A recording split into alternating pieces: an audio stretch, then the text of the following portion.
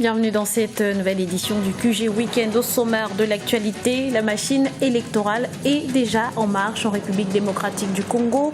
Le dépôt de candidature pour les élections provinciales est ouvert depuis le 15 avril 2015. C'est un constat soucieux d'apporter leur savoir-faire au continent. De plus en plus d'immigrés africains retournent aux sources. Les détails dans ce journal. Et puis flash en fin d'édition sur Steve Willis, l'un des pionniers de la musique gospel au Nigeria. Mais avant de développer ces titres, après le vote, l'heure est au dépouillement au Togo. 3,5 millions d'électeurs étaient appelés aux urnes ce samedi pour élire leur président. Le vote s'est déroulé dans le calme. Les bureaux de vote ont fermé après 16h GMT à Lomé et les opérations de dépouillement ont pu démarrer.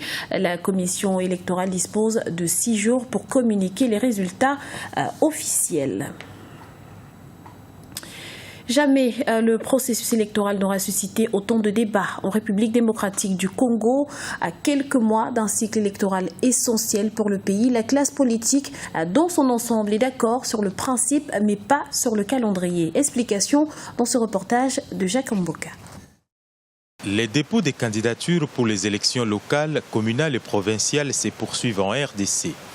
Les candidats pour ces élections d'octobre ont jusqu'au 5 mai pour déposer leur dossier. Si les principes de l'organisation de ces élections semblent acquis, beaucoup d'autres questions divisent encore la classe politique. Le problème qui se pose est d'abord de l'utilité relative, pour ne pas dire de l'importance relative de chaque scrutin. Et à ce niveau-là, je n'ai jamais fait de mystère. Je pense qu'aujourd'hui, les élections locales, communales et urbaines ne peuvent pas être une priorité.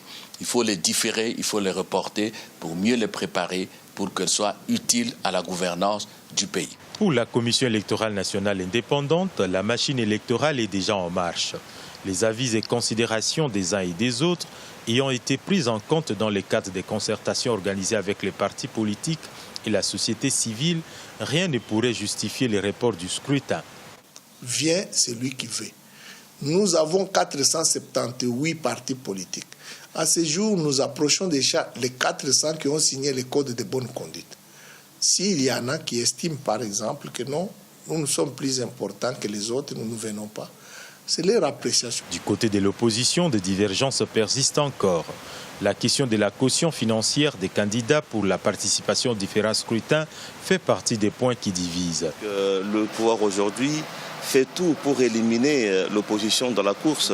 En élevant par exemple la caution pour les élections à tous les niveaux. On veut faire de notre démocratie une démocratie des bourgeois. Les élections locales, communales et provinciales se tiendront au mois d'octobre prochain.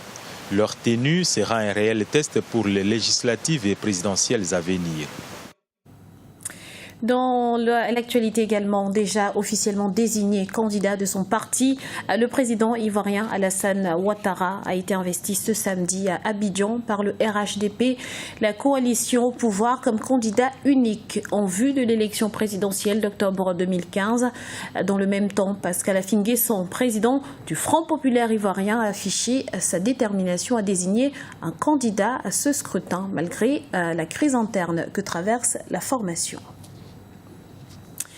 L'Afrique déplore le drame de l'immigration clandestine, mais alors que des milliers d'Africains prennent le large chaque année, souvent dans des conditions périlleuses, ils sont également très nombreux à rentrer au pays. Les détails de Ibarati Ndiaye.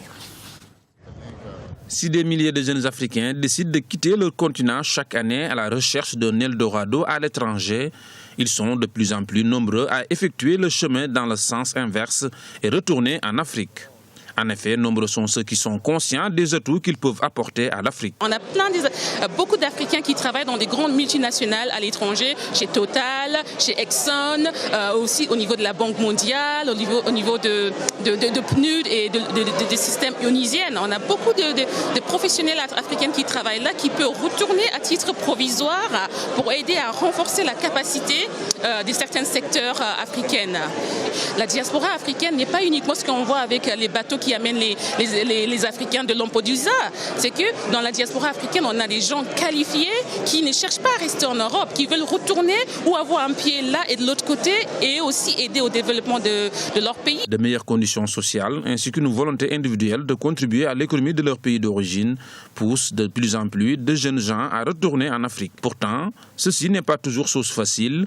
En effet, nombre d'anciens immigrés sont une fois arrivés chez eux confrontés à de nombreux défis, notamment à l'incompréhension de leurs proches. Après mes diplômes, moi j'ai choisi de rentrer à Dakar pour travailler.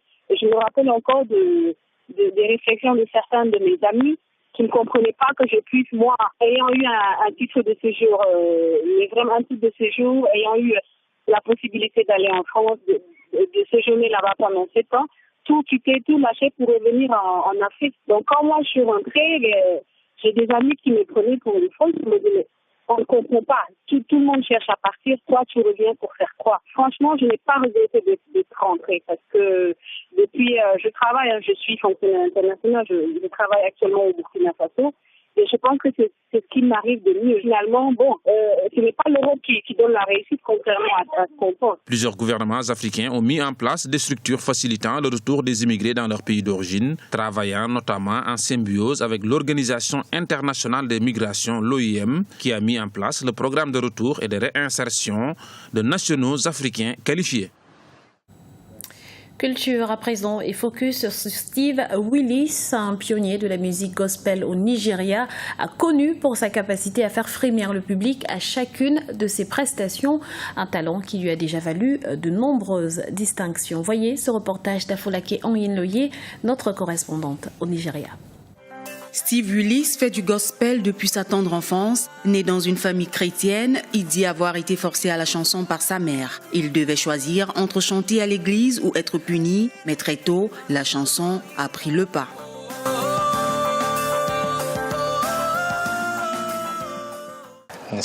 À l'école, tout le monde voulait venir à l'église juste pour m'entendre chanter. Les gens venaient ici parce qu'ils voulaient entendre chanter Steve Willis. La musique n'a cependant pas été un obstacle à ses études. Steve Willis est non seulement diplômé en économie, mais il est également enseignant. Un enseignant qui plus est se prévaut de l'admiration de ses apprenants. Maintenant, je suis un fonctionnaire, mais la plupart des gens ne le savent pas. Je travaille au ministère de l'Éducation. Je suis un enseignant et c'est intéressant de donner des connaissances aux jeunes. Ces jeunes m'acceptent parce qu'ils me voient à la télévision. Je connais Steve depuis plus de 10 ans maintenant. Nous avons fait une chanson ensemble appelée Ekele. Il travaille très dur, il a de la volonté. Ce que j'aime chez lui, c'est le fait que s'il veut faire quelque chose, il va tout faire pour l'avoir, malgré les inconvénients. Steve Willis a reçu en 2013 le trophée de la meilleure vidéo gospel et en 2014 celui du meilleur choriste gospel, l'un à Jos et l'autre à Abuja. Il projette d'ici la fin de l'année 2015 une tournée intitulée Steve Willis in Live on Concert. Stromae à l'assaut du continent. Le chanteur d'origine rwandaise va effectuer du 13 mai au 20 juin prochain sa première tournée en Afrique subsaharienne. Elle prévoit une série de 8 concerts qui le conduiront au Rwanda, au Sénégal, au Cap-Vert, au Cameroun, en Côte d'Ivoire, au Gabon, en République du Congo et en République démocratique du Congo. Ainsi s'achève cette édition. Nous vous remercions pour votre fidélité. Retrouvez dans un instant une nouvelle édition de l'information sur Africa 24.